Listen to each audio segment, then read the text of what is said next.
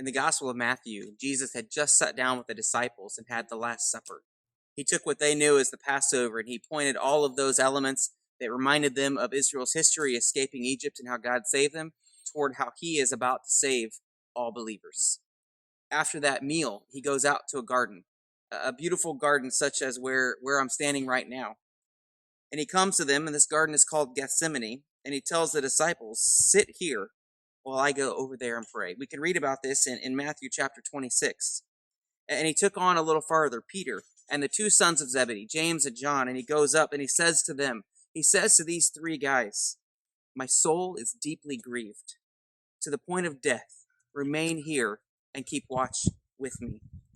He goes a little farther, leaving them there, and he drops on his face and begins praying, saying, my Father, if it is possible, let this cup pass from me, yet not as I will, but as you will. Jesus is grieved to the point of death. He's so troubled by what is about to come, by what he knows is coming, that he drops down crying out to God, if this doesn't have to happen, if there's any other way, let's take that option. But I'll do what I need to do. I'll do what you've called me to do, what you've sent me here to do. Jesus goes back and he finds the disciples sleeping, Peter, James, and John, and he says, you guys couldn't even keep watch with me for a little bit?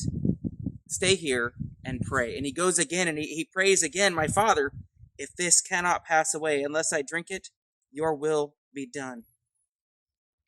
He comes back and those three guys are sleeping again. He left them one more time, didn't even wake them up, and he goes on back a little farther into the garden and prays again. And when he comes back, he says, are you still sleeping and resting? These guys, in the moment that Jesus needed them most, the moment he was the most distraught, the most torn up and in agony about what was to come, they were asleep.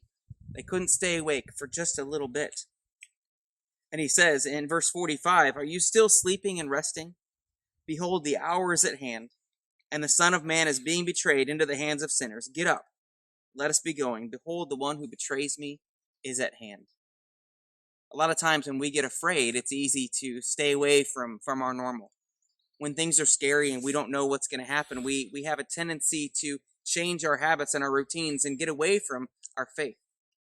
When that's the exact opposite of what we should do. When Jesus is praying on our behalf, we should be at his side. We should be awake and vigilant with him. And that's what we need now. In this time of turmoil in our communities, chaos in our country and the world with this virus and the fear of the unknown, everyday life when things come at us and we don't know what's going to happen next. We shouldn't fall asleep.